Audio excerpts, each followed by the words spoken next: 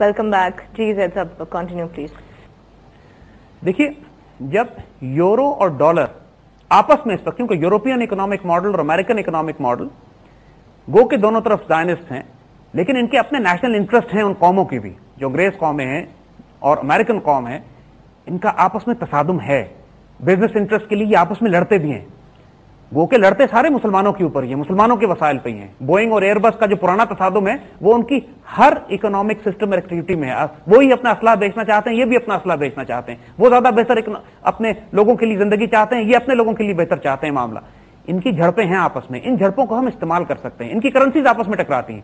اور پھر جب دوسرے اکنامک ماڈلز ہیں ہمارے پاس، یعنی جس طرح چائنیز بینکس ہیں، جس طرح ہمارے پاس رشین بلاک ایمرج ہو رہا ہے، ابھی ایس سی او کا بلاک ایمرج ہو رہا ہے، ایران بذات خود بیچ میں کھڑا ہوا ہے، وینزویلا ہے، کیوبا ہے، بڑے بڑے انرجی پروڈیوسنگ ملک ایسے ہیں کہ جو اس وقت اس ویسٹرن زائنسٹ بینکنگ سسٹم کے مقابلے پر کھڑے ہونے کی کوشش کر رہے ہیں، کم از کم ڈالر کے مقابلے پہ کھڑے ہونے کی کوشش کر رہے ہیں. ان بیچاروں کے پاس حل نہیں ہے کوئی، وہ حل جو مسلمانوں کے پاس ہے، لیکن کم از کم یہ سٹینڈ لے رہے ہیں ڈالر کے مقابلے میں. اور ہمیں اس میں شامل ہونا چاہیے، ان کے ساتھ اپنے آپ کو ڈالر کے کیمپ سے نکالیں اور real wealth based economic model پہ جائیں. ہم کو امپورٹ ایکسپورٹس کے لیے، اپنے دنیا میں دوسری ٹریڈنگ کرنے کے لیے تھوڑا سا لکوڈ کیش ہمیں چاہیے ہوگا، اکاؤنٹس ہمیں چاہیے ہوں گے، لیکن وہ دوسری کرنسیز میں بھی ہو سکتے ہیں. تھوڑا سا ڈالر میں بھی رکھا جا سکتا ہے، تھوڑا سا یورو میں، تھوڑا سا ین میں، تھوڑا سا یوان میں، ریال میں، ڈفرنٹ. اس کو ڈائیورسفائی کرنے کی ضرورت ہے اپنی ڈے ٹو ڈے ٹرانزیکشنز اور امپورٹس اور اپنے تمام معاملات کو طے کرنے کے لیے. For the time being, short term کی بات ہم کر رہے ہیں، لانگ ٹرم میں اس کے بھی سولوشنز پہ ہم آئیں گے. مہاتیر محمد ملیشیا کے، جنہوں نے ملیشیا کو کہاں سے اٹھا کر آسمان پر پہنچا دیا، رون پال جو امریکن پریزیڈنشل کینڈیڈیٹ جو ابھی ہارا ہے، دنیا کی تمام سیریس اکنامک پالیسی میکرز اس بات کو ریئلائز کرتے ہیں آج کے دور میں بھی کہ گولڈ بیسڈ اکنامک ماڈل اور اکنامک ٹرانزیکشنز، اور خاص طور پہ مسلمانوں میں یہ کانسیپٹ اب دوبارہ ریوائیو ہو گیا ہے کہ ہمیں گولڈ ٹریڈنگ کی طرف ہم نے جانا ہے. تو ڈاکٹر مہاتیر نے کانسیپٹ یہ دیا ہے کہ مسلمان ممالک اپنے او آئی سی میں، اکنامک ماڈل میں، اکنامک بلاک میں جو تجارت کریں وہ ڈالر یا یورو بیس کرنے کے بجائے وہ گولڈ بیسڈ کریں، ریئل ویلتھ بیسڈ کریں. پاکستان کو بھی اپنی تجارت کے ان ایونیوز کو تلاش کرنا پڑے گا. مثال یہ ہے کہ انہوں نے مثال یہی بھی دی تھی کہ اگر آپ ملیشیا سے تجارت کرتے ہیں، پاکستان 1 کروڑ روپے کی چیزیں منگواتا ہے ملیشیا سے، ملیشیا 80 لاکھ روپے کی چیزیں منگواتا ہے، تو جو 20 لاکھ روپے کا بیلنس پاکستان نے پے کرنا ہے ملیشیا کو، وہ گولڈ میں ٹرانسفر کیا جائے. اس طرح گولڈ کی بہت بھاری تعداد جو ہے وہ ٹرانسفر نہیں ہوگی، کیونکہ بائیلیٹرل ٹریڈ ہے، دونوں ملک ایک دوسرے کے ساتھ چیزیں خریداری کر رہے ہیں، اور جو خریداری وہ کریں وہ آپس میں ایڈجسٹ کر لی جائے، اور جو بیلنس ہے پیمنٹ سونے میں ٹرانسفر کیا جائے. اس سے ایل سیز جو ہیں، لیٹر آف کریڈٹس جو ہیں، تجارت ہے، سب کچھ گولڈ بیسڈ ہو. اور اس کے لیے وہی بات انیشلی کہ پھر آپ کو ایک گولڈ ایکسچینج چاہیے ہوگا، ایک ایسا بیت المال، ایک ایسا ایکسچینج کہ جہاں پہ اکاؤنٹس گولڈ میں کھولے جا سکیں. اور اگر کوئی چند ممالک مل کر، ماشاءاللہ مسلمانوں کے پاس اتنی دولت ہے، اگر چونکہ ہم انٹرنیشنل ٹریڈ کی بات کر رہے ہیں، ظاہر ہے کوئی انٹرنیشنل ٹریڈ کوئی ملک اکیلا تو نہیں کرتا، دوسرے ملکوں کے ساتھ مل کے کرتا ہے. پاکستان، سعودی عربیہ، ایران، ان تمام ممالک کے ساتھ جو انتہائی دولت مند ہیں، جن کے پاس تیل کی دولت بھی موجود ہے، اور ان غیر مسلم ممالک کے ساتھ بھی. دیکھیے یہ لوگ جب مسلمانوں میں، ان کی ساری تجارت مسلمانوں کے ساتھ ہے، ان غیر مسلموں کی، یہ اپنی ہر چیز مسلمانوں میں بیچتے ہیں. ہم خریدار ہیں، ہم شرطیں بھی لگا سکتے ہیں. اگر ہم یہ شرائط لگائیں ان کے ساتھ کہ ہم آپ کی چیزیں اس صورت میں خریدیں گے کہ جب کوٹیشنز ہم ڈالرز میں نہیں گولڈ میں کریں گے، اس صورت میں کریں گے کہ جو چیزیں ہم آپ کو بیچ رہے ہیں ہم پیمنٹ آپ سے گولڈ میں لیں گے یا ریئل ویلتھ بیسڈ پیمنٹس لیں گے. ہم اگر کوشش کریں، شرطیں لگائیں، اٹمپٹ، اور اس پہ ایک مضبوط ہو کے ایک بلاک بنا لیں کئی مسلمان ممالک کا، تو یہ گولڈ بیسڈ ٹریڈنگ شروع کی جا سکتی ہے. یہاں پہ ایک مضبوط حکمران کی ضرورت ہے.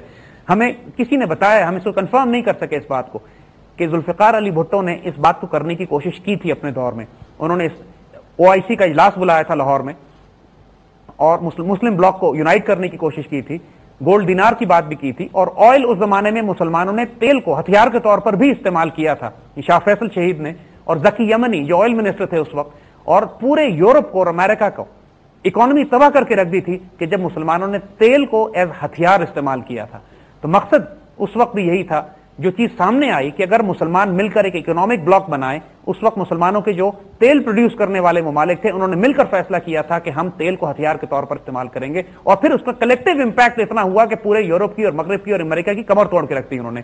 اسی طرح اگر آج چند مسلمان اور پاکستان وہ چند مسلمان ممالک کے ساتھ مل کر، دیکھیے ہمارے پاس ویپنز ہیں، ہمارے پاس نیوکلیر پاور ہے، ہمارے پاس آرم فورسز ہیں، हम भी ये नहीं कि हम सिर्फ भीख मांगने वाले हैं उनके साथ, हम एक कलेक्टिव सिक्योरिटी अरेंजमेंट में उनके साथ जाएं और एक कलेक्टिव इकोनॉमिक ब्लॉक बनाएं, जिस तरह यूरोप में उन्होंने बनाया हुआ है, यानी यूरो करेंसी जिसकी हम बात कर रहे हैं कि ऐसा मुल्क, एक ऐसी करेंसी जिसका कोई मुल्क ही नहीं है, 10-15 मुल्कों ने मिलकर एक करेंसी अपनी बना ली है।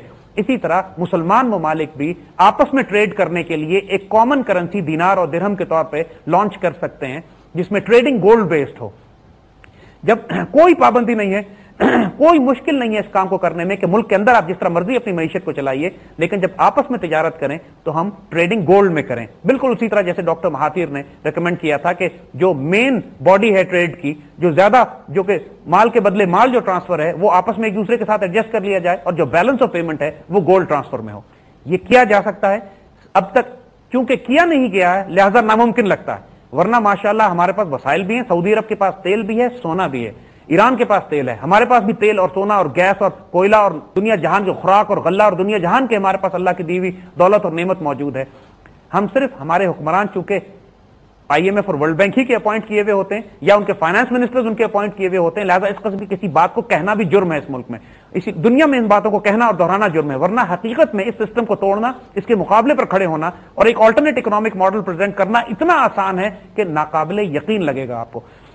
लेकिन it is a doable job, it can be done, it must be done, it will have to be done. यानी हमें कोई चॉइस नहीं है हमारी इसमें कि हम बराह रास्त अब मगरिब के इकोनॉमिक मॉडल से अपने आप को निकालने की कोशिश करें और अपना इकोनॉमिक मॉडल बनाएं कि जो कम अज कम मुसलमान ममालिक में, देखिए एक मर्तबा अगर एक मुसलमान इकोनॉमिक ब्लॉक बन जाता है जो इंसिस्ट करता है कि हम बायलैटरल ट्रेडिंग या बार्टर करेंगे, माल के बदले माल, यानी हम सऊदी अरब से अगर तेल लेते हैं तो हम गंदम उनको देंगे, हमारे यहां चावल और गंदम इतनी पैदा होती है, या हम सऊदी अरब से अगर तेल लेते हैं तो हम उनको डिफेंस इक्विपमेंट और मिलिट्री सप्लाईज हम उनको देते हैं। एक मिसाल की बात है। इस तरीके से कई मुसलमान ममालिक के साथ हमारी तिजारत जो है वो माल के बदले माल हो सकती है, जो रियल वेल्थ में होगी, कर्ज नहीं लेना पड़ेगा, सूद नहीं लेना पड़ेगा, पेपर करेंसी बेस्ड नहीं होगा, डॉलर बेस्ड इकोनॉमिक सिस्टम से बाहर आप निकल आएंगे। और फिर जो आपका बैलेंस ऑफ ट्रेड है, जो आपके पास सरप्लस है, जो प्रॉफिट है, जो आमदनी आपके पास आती है, उससे आप, और मुल्क में अगर आप अपनी करप्शन को रोक लें, पाकिस्तान का हाल यह है कि हमारे पास अगर 100 रुपए डेवलपमेंट फंड्स के हैं तो यकीन कीजिए 90 खयानत में चले जाते हैं। आज इसी मुल्क का हाल यह है कि आप सरकारी अफसरों को देखिए, 20,000 30,000 रुपए तनख्वाह है, लेकिन BMW और मर्सिडीज में फिर रहे हैं। एवरीबडी नोज का पैसा हराम का है। एवरीबडी नोज के इस्लामाबाद में उनके 4-4 घर बने हुए हैं, या करोड़ों लाखों रुपए की जायदादें और जागीरें जिसकी बनी हुई है, जिसकी तनख्वाह ही 40,000 रुपए है, जिसकी तनख्वाह 60,000 रुपए है, वो कहां से लेकर आ रहा है? ये खयानत के पैसे हैं सारे। वो लोग जिनके मुल्क से बाहर अरबों अरबों अरबों डॉलर की जायदादें बनी हुई हैं, जबकि मुल्क में तनख्वाह उनकी 50,000 भी नहीं है, ये कहां से बन रहा है सारा? इस मुल्क के सियासतदान, इसके हुक्मरान, इसके ब्यूरोक्रेट्स, इसके फैसला करने वाले, हर वो शख्स जिसको मुसलमानों के माल पर जिम्मेदार ठहराया गया है, वो इस खौफनाक अंदाज में खयानत कर रहा है कि यकीन कीजिए। और फिर ये वावेला इस बात का है कि वसाइल नहीं है। वसाइल अल्लाह के फजल से हैं। इन्हीं वसाइल की, इस जो बात हमने पहले कही थी, खयानत रोकना जरूरी है।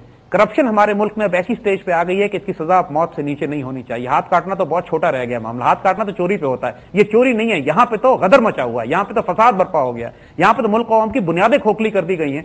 और जिस तरह चीन में उन्होंने किया था, कि चीन में वो करते यही है कि अगर कोई सड़क किसी ने गलत बनाई है तो उसी कॉन्ट्रैक्टर को लाके सड़क पर लिटा के उससे बुलडोजर चला देते हैं, वो सड़क के अंदर ही दफन हो जाता है। उसके बाद पूरे चीन में सड़कें बिल्कुल ठीक बनती हैं। इसी किस्म का कोई रूथलेस मामला हमें अपने मुल्क में करना पड़ेगा।